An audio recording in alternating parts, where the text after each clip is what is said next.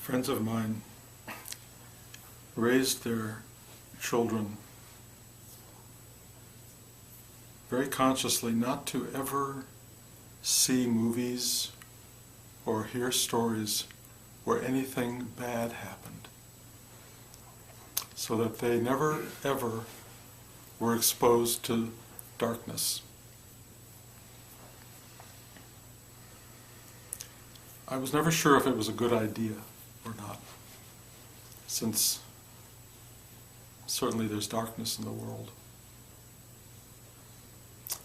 And then one day, their daughter and I were sitting talking, and she started to confide in me. She was about 6 or 7. She says, "You know, sometimes, Bruce, I have dreams, and I cut off my parents' head, and blood comes shooting out, and I take out their eyes," and she went on and on and on, and I was like, wow. She's never heard a fairy tale where that kind of thing happens. She's never seen a movie where darkness emerges. And it came up from in her. And I said, wow, that's really interesting. Wow. It was very instructive to me. And I tell you this because from a very young age, I was aware of the darkness within myself. And it was always both terrifying and fascinating. But I was never immune to it. It always had its pull. I never understood it, nor do most of us understand it. But there it was. I remember looking at images of Christ on the cross and going, oh, what is that? And yet I was very compelled by it. I didn't get it, but I knew it pulled something up inside. I would hear stories about World War II, which was still very fresh because I was born in the middle of it. And Life magazine would publish these pictures of the Holocaust that were just discovered. And I would just stare at those piles of dead bodies. And I was very aware of the evil in the world, and very aware of how I couldn't look away.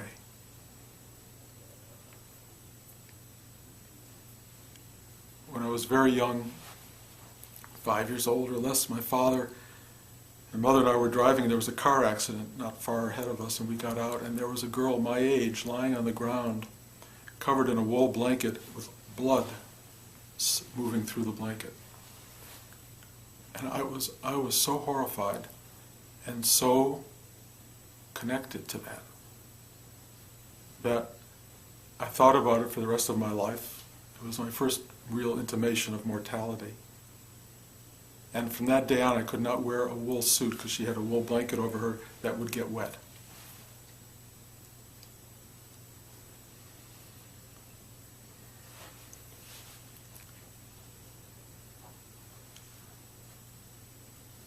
One of the reasons spiritual work appealed to me so dramatically was that I needed it to help avert my eyes from the world, from the darkness in the world. I thought if I didn't go there, if I didn't think about it, if I didn't engage it, it wouldn't be there. You know, that Hitler and Stalin wouldn't exist if I didn't think about that part of the universe. And I was very compelled by this idea of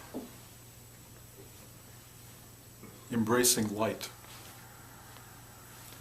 wanting the light to come in, to flood out the darkness, if you will, to really bring me to a place of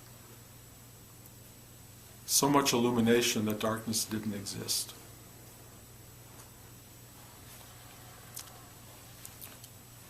When I took my first and primary LSD trip, the one that totally shattered my worldview, the first 3 or 4 million years of the journey were through darkness. And it was a long trip. I've talked about it elsewhere, I won't go into it now, but it was a long process of dismantling Bruce. And it was very Hieronymus Bosch, if those of you who know his painting, The Garden of Earthly Delights. I was really being systematically dismantled, and every memory I had, every part of me was being pulled out of my system, and it was a world of unbearable pain and suffering and darkness.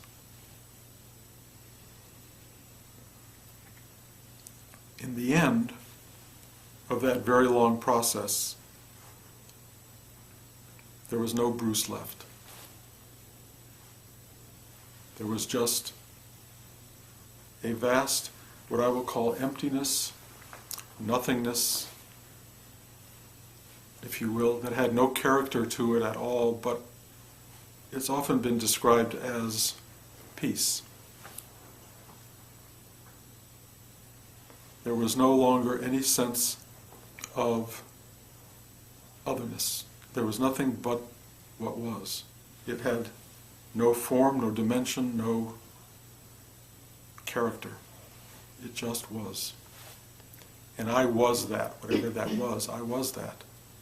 And it had no time in it, so it could have been infinite, it could have been, well, literally timeless. And then somehow in the middle of that absolute peaceful stillness, something happened. I felt impregnated and broke into 2, 4, 8, 16, 32. I kept breaking apart. And as I reassembled, as this thing kept breaking and expanding, it recreated Bruce. It recreated the room I was in. It recreated the universe. And suddenly I was completely back in three-dimensional, time-related reality. I remember all I could do at that moment was laugh, and I laughed like a bear is how I described it. I just laughed, big laugh. But I did ask very deeply, why am I back? Why am I back? And the reason I was told was to talk about the journey that I'd had. But I had to understand the journey, and so I tried very hard to dig into some comprehension of what took place. And my friend Barry Kaplan brought me a book called the Bhagavad Gita, which I started reading, the Hindu Song of God, and I started reading it, and I knew the truth of it. And Buddhism suddenly became true to me. Mystical Judaism and Christianity became true to me. I understood all of it, and I needed to know, how do I put all this together? And I began this journey in my life that took me to India, took me to all sorts of teachers, remarkable teachers and not so remarkable teachers. It brought me to Rudy, and Rudy gave me a work, a practice, and that practice was very energetic, and that practice helped me to break down my fears, my tensions, my inhibitions, all of these things that were pulling at me inside, the darkness that I knew still was there. And I was very afraid, particularly of the darkness of that LSD trip, the hellish part of it. And with Rudy's work, I kept breaking free of it and getting stronger and more capable. And I started opening my heart, and all of my chakras started to expand, and there was light pouring out of me and love. And I was told I could teach, and I began to teach this and spread light everywhere. And I started to feel I am free of all of that stuff. And then a year ago, as most of you know, I had this, what's called an awakening, and Bruce itself, the Bruce construct, fell away. Just fell away. And if there was ever a sense of absolute freedom, that was the moment. Just freedom. And for about 9 months, that freedom was very rich. and very full and very delicious, blissful, really blissful. And then slowly it started to erode. And it eroded into something which I've talked about in recent classes, which I have begun to call nothingness. So there was no blissful quality to the awakening, it was just qualityless. It was just kind of simple. But there was a part of me now facing nothingness that didn't like it. The part of me that liked the bliss was starting to look at the nothingness as going, wait a minute, you promised me bliss. I wanted something. I didn't want nothing, I wanted something. And I kept reaching for something and it wasn't there, and I kept experiencing absence rather than something. And then, out of nowhere, this horrific LSD experience feeling started to return.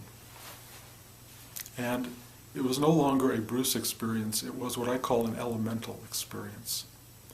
It was the forces, or the force itself, of darkness. You can call it evil, you can call it demonic, you can call it whatever you want. Started to rise up in the middle of the night and wake me up and grab me and say, it was the ultimate truth. It was the ultimate truth, and that all of my seeking for light and joy and bliss and beauty was just my own fantasy. That the only truth was darkness and death.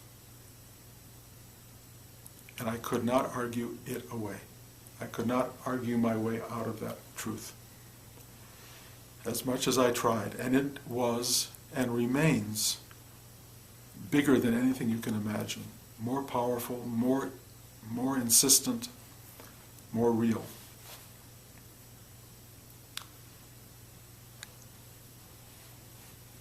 My approach to it, this has happened to me before. I'm not delineating the whole long journey, but this has happened before, but it had not happened post-awakening. So now I had to really deal with this in some new way. And so what I did when it arrived, and I saw it staring at me and really ripping at the core of some kind of being, and it wasn't even Bruce being, it was just being, is I started to sing to it. And I've described this in other talks, so you may have heard it, but I started singing, "Hello darkness, my old friend, I'm here to talk to you again," the Simon and Garfunkel song.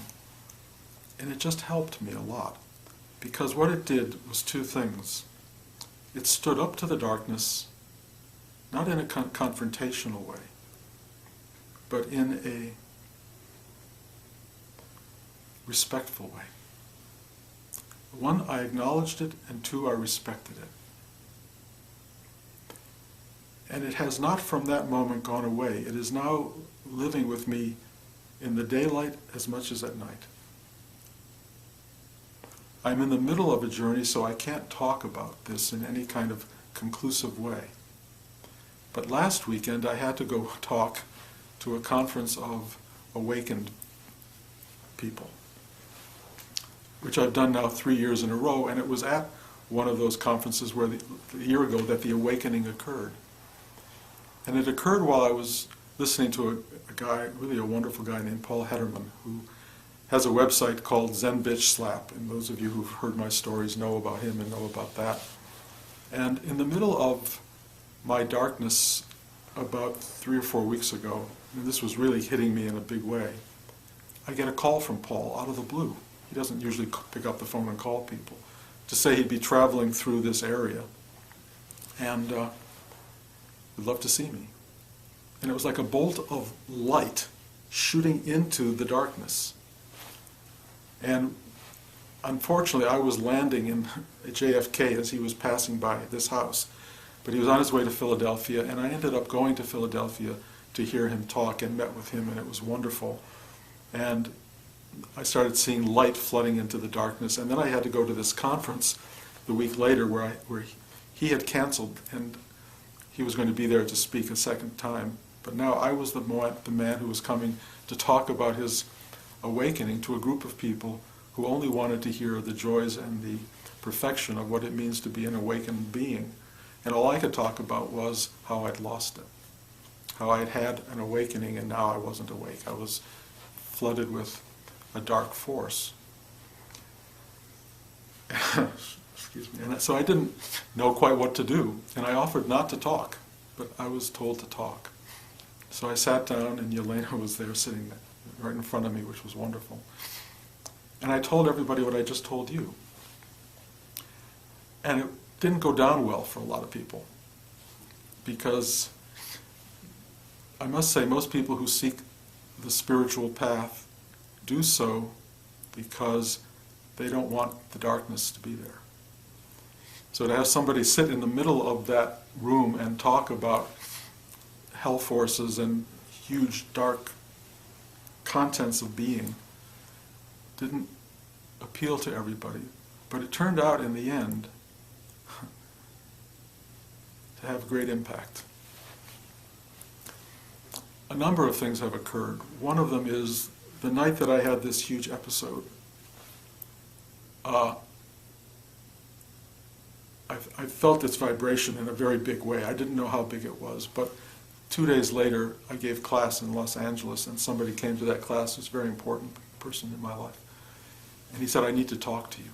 And we talked after class. He says, 2 nights ago I had this huge experience. And he described exactly the experience of darkness that I went through. When I got to Philadelphia, I was told I should have dinner with this woman who was sponsoring this talk that Paul Hederman, the Zen bitch slap guy, was speaking at. And we had dinner, and she said, I have to tell you something. About so many nights ago, I had this horrifying experience, and I almost had to go to the hospital. I was so terrified. And it was my same exact experience. And I will tell you now that a fair number of people have come up to me to share the same thing. Now, I don't know what this means. I have no idea. But I will put it this way.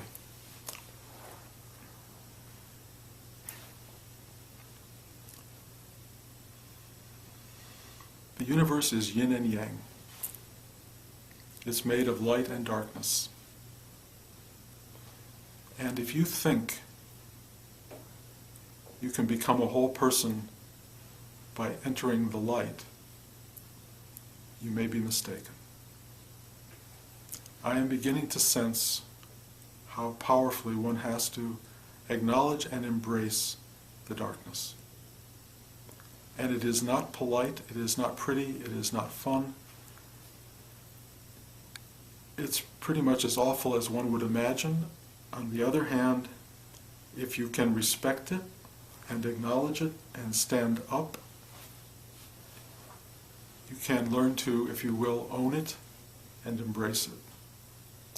And it seems to me, and I'm talking out of school here because I don't know everyone else's path, but my own journey, which for some reason I'm documenting here, has involved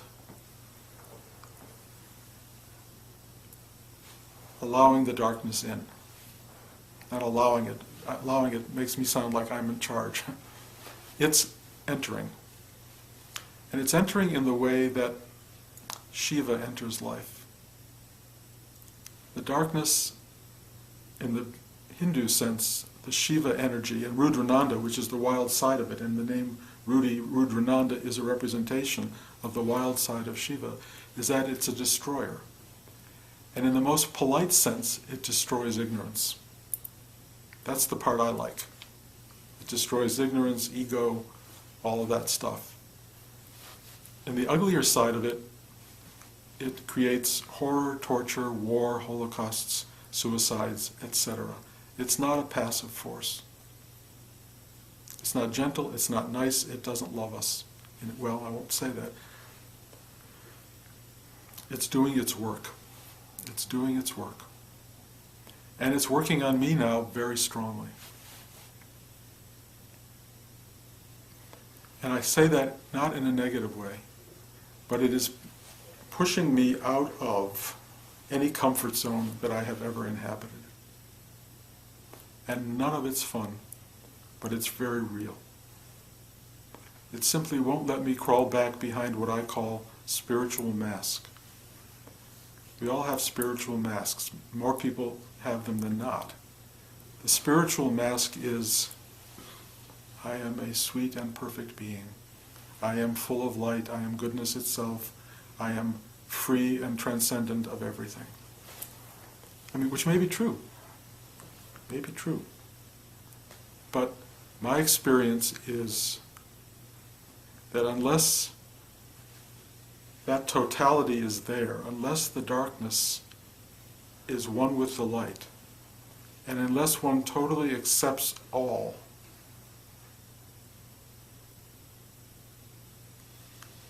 the transcendent peace that one looks for will not be real. After my experience a few weeks ago, one of the images that came up very powerfully was the image of Buddha under the Bo tree, sitting there with the forces of darkness assailing him. And he was like,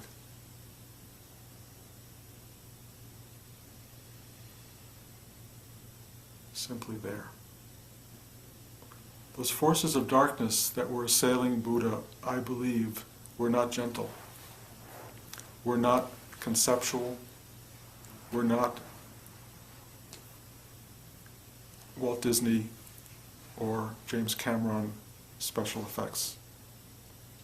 They were the true forces of darkness. They were elemental forces. And Buddha's ability to accept and be in the presence of those forces, to exist in a state of absolute enlightened awareness, was the journey that we're all on. And so I'm just describing as best I can my horror of that space and my work now to walk through it with courage. Rudy had a great line for it. He said, "Yea, though I walk through the valley of the shadow of death, I shall fear no evil, even though I will be shitting in my pants every step of the way." And that's really, in a way, where I find myself, not so much right now, because things are starting to change in a rather remarkable way. But it is courage. It is just courage. Every step is courage.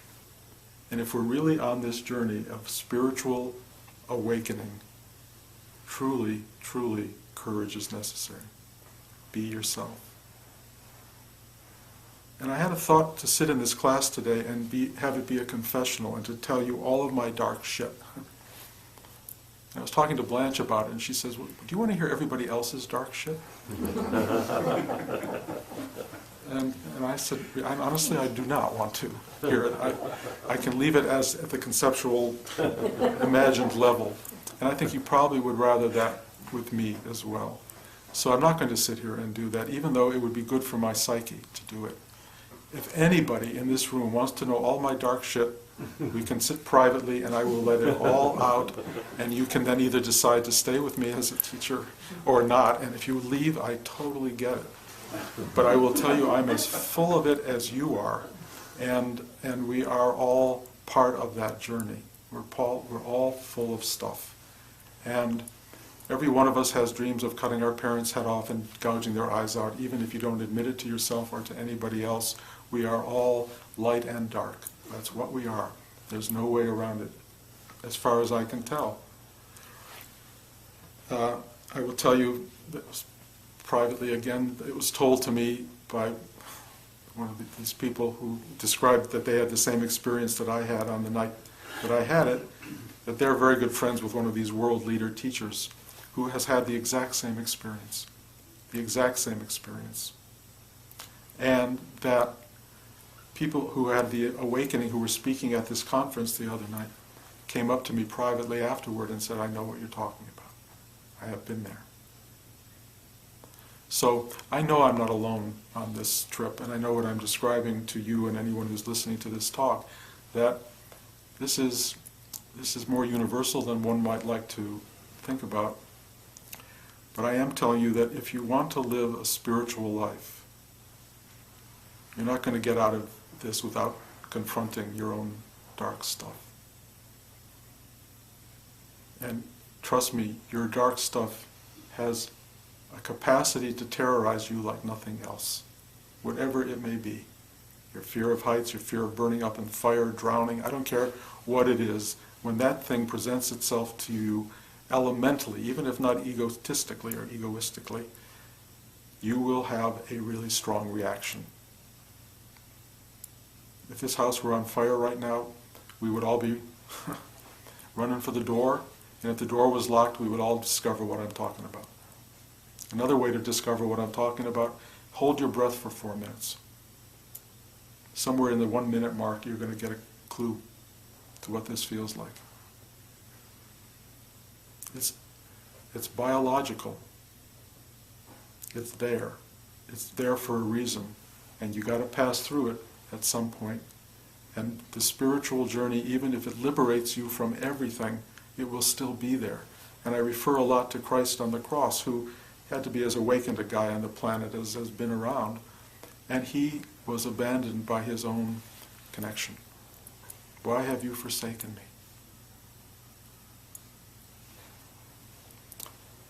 And then he was found again. Unto you I commend my spirit. It's the journey, guys. This is what we're on. Those of us who want to be on it, and those of you who don't want to be on it, you're going to be thrust through it at the last minute. One way or another, we're all going through it. The advantage of a spiritual life, of a journey of unfolding, is that there's a process that you can own, that you can acknowledge, that you can experience, that you can know, and it's very, very, very valuable. To come to the end of your life and suddenly face what we're talking about here, to suddenly have that second or 10 seconds or whatever it is to figure this all out, I would not want to be there. I was there on my LSD trip. I was totally unprepared, and they kicked me through hell to teach me this lesson. And then they put me back here to learn it in a gentler way. That's what we're all doing here. You guys come to this class, in many ways, I suspect, out of your fear, more than your pursuit of light. You come here because you need something this has to offer. What it has to offer is, if you will, a preparation for a practice, for a reality. But that reality is, for most of us, we of the older generation, it's coming at us quickly. We have less and less time to embrace all this. And the best way to embrace it, I'm discovering, is to just be real. Moment to moment to moment, be real. And what you will discover, if you try that, is how unreal much of your day-to-day life is. How many lies you tell to yourself, how many lies you tell to everybody around you. And time for that is over. Stop lying. Stop hiding. Don't hide behind your spiritual mask or any other mask. Tear it all down and live your life. Let the shit hit the fan. Be you. Be you, whatever you are, in all aspects and all dimensions of yourself. Because you are the totality. You are the whole thing, and in the end, you need to love all of it. If you understand this idea, love yourself, love it all. Don't just love part of you. Love the whole of you. Because that's what we're here to learn. And that's the real awakening.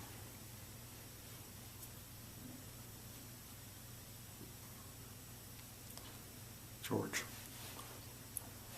Is fear really a tool or motivator for us to take ourselves down and learn? Sure. No, fear is... I think we all live in a world of reality in our society because we're escaping everything all the time through media, through whatever. Right. Well, capitalist world motivates us through fear, primarily. Fear and desire, the two big forces that keep us going and keep this whole thing going. And not just capitalist world, but every world, but capitalism has learned how to market it. So it breaks our egos. Well, it doesn't really, it doesn't, you have to break your ego down. It makes you insecure, but that insecurity is more egoism. Insecurity is a really great... Well, I remember there's something I learned from my son when he'd been studying Buddhism and all this stuff and meditating. And he got his thumb stuck in the car door, and all of a sudden all he can think about is pain and all this reality. No, pain is a great teacher. Yeah. It's a great teacher, and so many people try to talk about this world as an illusion. Well, I say, well, take a chainsaw and cut off your hand and tell me how illusory this is, or stick your thumb in a door. It's an illusion maybe, but boy, does it work. It's a really compelling one, and it has its purpose, it has its value. Ultimately, I do believe and have experienced enough of transcendence and awakened consciousness to know that there is a path to that. But the path to that does not lead away from anything, it leads toward what is. Well, we're all going to experience some pain, some Absolutely. Absolutely. You're going to get the whole thing. And it's all part of the same thing. It's all necessary in its own design, and moving toward it with courage, shitting in your pants if necessary, but moving forward, not blinded, but just okay. Kind of bring it on in a way. Let it happen, and you will find a kind of inner strength, awareness, clarity, beauty, joy that is extraordinary as a result of not running and not deluding yourself from what is. The greatest suffering is because we don't know the truth. Truth will liberate. And finding that truth in whatever way you can, and there's so many different ways. There was a woman at this conference who was very much what they call a jnana yoga, someone who makes lists and dissects and analyzes and does all this, but who truly came to an awakening through that process. There are those of us who just are, bhakti yogis. We come through our heart. That's our approach. There's so many different ways of working. Kundalini, wake you up through this incredible kind of energy moving through the system. Open all the chakras. There's so many ways. Find your way and go there. Just go there. But trying to do it one morning a week won't do it. It gets really serious. I describe it as we've had years of spiritual practice. Time for practice is done. You're done practicing. This is it. You've got so many years left, weeks left, months left, or seconds left, who knows. This is the time to be doing it. If you're not doing it, you're going to know it. Steve Jobs. Well, Steve was more aware. Steve knew what was coming and was ready. Stephen Jobs also was a product of LSD, which is very interesting. And, he knew this journey. He knew it just like we do. And, this guy, he gave a lecture that my son asked me to listen to, and it was at a commencement address, I think at Stanford. Anybody who goes online can listen to it. It's quite beautiful. It's the same talk, Get out there. Do this thing. Be authentic. Be real. Listen to your voice. And see where it takes you, and stay true.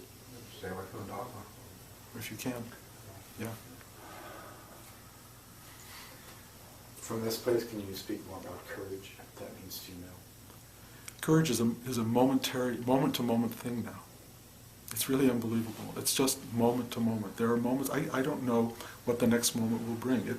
The velocity of change that I'm experiencing is so dramatic that I don't know if the next moment will be elated or at the pit of existence, I just don't know, and I keep having to take the next step, and the next one, and the next one, and I do it now in a way as a conscious act, and a kind of, thy will be done, thy will, and that thy will includes the absolute light and dark together, thy will, and I don't know which force will be particularly working, but I just keep working, and I just go forward, and it's relatively beautiful. It has moments that don't feel beautiful, but even that, when you embrace it, becomes exquisite. Poignant is a word somebody used at this conference. Poignant. Everything becomes poignant. It's very powerful. And I have to say, life feels more real to me now than it ever has. Ever. Real on so many levels. And, I'm just trying to live it. It doesn't make you special on any level whatsoever. It just makes you you. Ultimately, you just become you, whatever that is, whatever construct that may have. And like I'm saying, your goodness and your not goodness, your love and your awful dark side, all come together in this totality of you. And you have to, you don't have to, but to do this from the perspective that I'm experiencing, you have to be the whole thing and live it honestly. Whatever that is. And watch what the dynamics are, because they're powerful. They're working on you. And they're really energetic. So it's either turn away and not do, you can sit down and meditate and actually be in a state of total avoidance of everything I'm talking about. It's really, meditation for many people is not that, not that. When in fact it has to be this too. Even that, even that.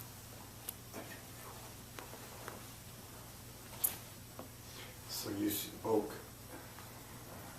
last year about moving toward that awakening to happen at that level.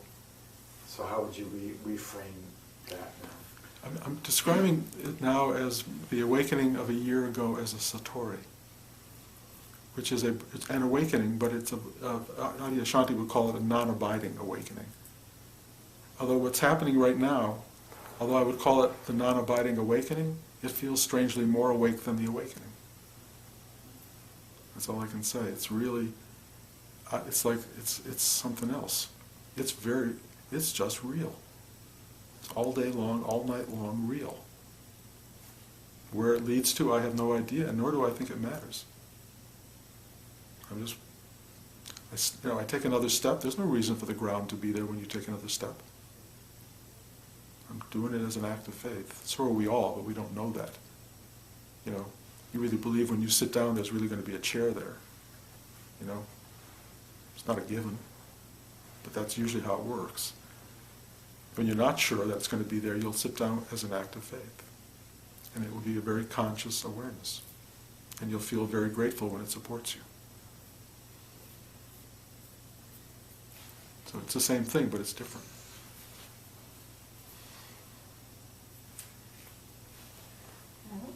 At this conference, or like generally speaking, have you ever talked to people who had this awakening, like for example 10, 15 years ago?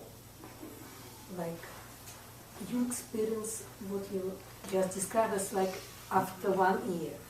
Like after 10, 15 years, are they still at the same stage or they move to something else? Right. The question is, do these people who have awakened go through this process?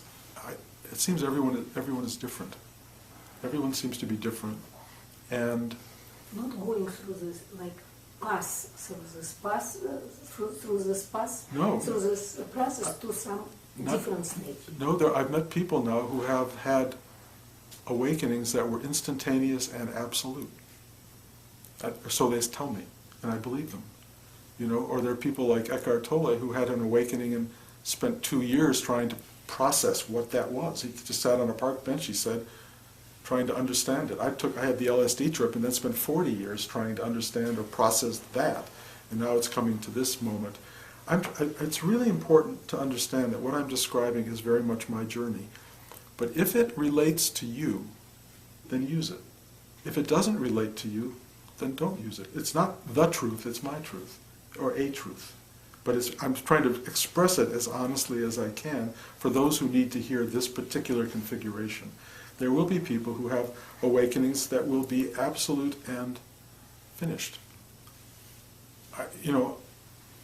If that absoluteness occurs here, I'll definitely express that. I'll talk about it. But I think the idea that anybody else's path will define your path is a big mistake, because nobody's got your configuration. Nobody's going to live it like you do. But the one thing I've discovered from all the people now that I've met, and I've met a fair number of people who are awakened in many ways, they are all so deeply authentic. They're so deeply real, so honest about their truth. And it's so moving to be around these people. And when I am around them, my own field of awareness expands. So when I go to this conference in North Carolina and I sit with these people, I don't come back the same person at all, just because things shift in very major ways. The one that happened a year ago was profound. What's happening this year is different, but it's happening. And I don't know what it is. And I felt really guilty about going there to talk about this part of my life. But I'm getting so many emails now from so many people saying this was the centerpiece of their experience. So it wasn't wrong for me to share this. It was necessary. And so I continue to do it because it's what's happening. And I will continue to do it because it's what's happening. And, like I say, if there's nobody sitting in this room after a while, maybe I'll talk to the camera, I don't know. But mostly it doesn't matter to me. It doesn't matter. I've talked about not teaching a fair number of times, and some people have applauded that, and I think will not come back to the class. But I can't seem to stop at this point. It keeps coming out. And I don't know why it keeps coming out, Like a diary. Pardon? It's like a diary. Like a diary. It's like a diary. But it's an unusual diary, and Tim, who came here yesterday from Naperville outside of Chicago, said to me, there aren't a lot of records of people documenting this journey exactly. And this may in fact be that kind of a document. I don't know where it's going to end up. It may be a document that leads to nowhere, then, so much for that. But if it does lead to anything that is meaningful to people, that will be wonderful. And the only reason I started doing this is because Greg said, record these. I never saw a reason to record them. I always liked the idea of sand castles. You build a castle and the wave comes in and washes it out, and it has its momentary life, and that's it. It seemed perfectly fine for me to live with that. But now, for some reason, it's being documented, and it may just be for somebody to see the journey. It will have investigation lately. Or it's like being part of an explorers club. Oh, yeah. You've gotten to somewhere. And, It's really true, but you're all getting somewhere too. Yeah. This is, yeah. We're all exploring our own inner space. Exactly. And the thing that's so amazing for me, George, is, and I've said this 1,000 times, is that each of you drives so far every weekend to come and hear this journey, but more importantly, to sit in the space of it, because that space is the true space. It's the space of being, which is available to us at any point in time, anywhere we are, but rarely accessed. And somehow we have to make a journey to get to a place where we can sit truly still and be ourselves. Because we're consciously working. Yeah. We're very often in our own lives. No, most people all day long don't remember. Rudy said he used to go like at 3 o'clock in the afternoon, he would go, oh, I'm still here, I'm here. And a lot of people never do that at all. They never go, I'm here. They don't know they're here. They're just doing, and they don't get it at all. Rudy was very instinctively clever on how to get himself back. Absolutely. Rudy was He brilliant. was just walking down to a used bread store and whatever to do to stimulate his... Rudy lived it every second, And I asked Arcadia a few weeks ago, I said, why do you drive down from Boston every weekend for this? God, why would anybody in their right mind do it? And he said to me, instinct. Instinct. It was a great line. And I really understood that. And that's why I would go to Rudy's. I went to Rudy's, every day of the week. Every day there was a class. Down from Katona, New York. I know. It's, you do what you do because there's something happening here. And nobody's in this room because they just thought, well, hell, let's go to a class. There's something going on. And that thing that's going on is yourself pushing you into what will be, what I think will be, a profound awakening of self. Can anybody's awakening really be absolute and complete? Because as you're living as an awakened person, change must be happening. It's not complete.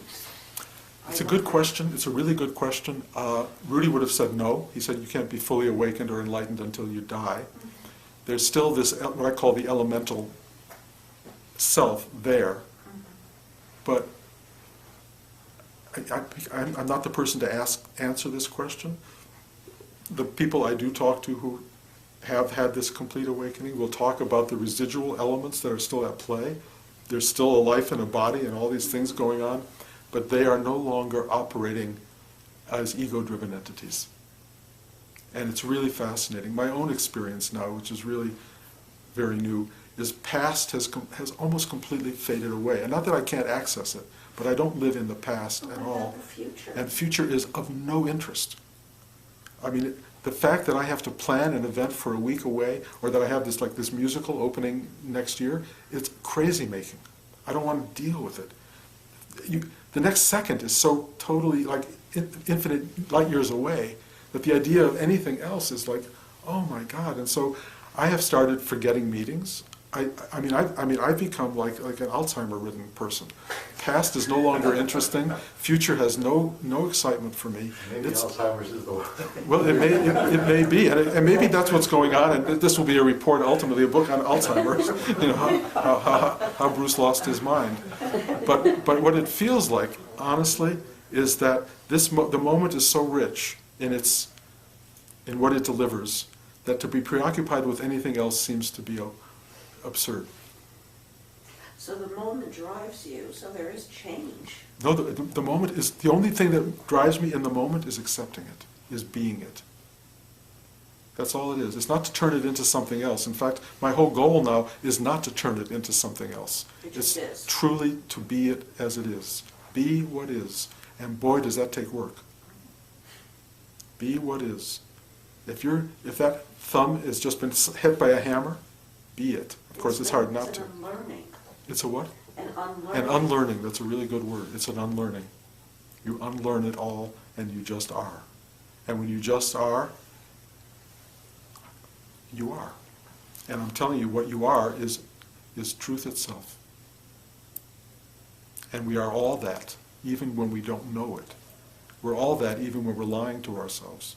It's all part of the whole process, and it is a remarkable process. Remarkable. And in the end, it's no longer process, as far as I can tell. It just is. Okay? Just real quick, it always just is, though. Yes, of course. So that's what the So realization it is. just It always is. Realization, the great word for spiritual awakening, realizes you go, oh, it's always that. Finished. But harder than it thinks, than one thinks. I mean, it isn't, but it is. You know, it's really easy, but it's not easy. Leave it at that.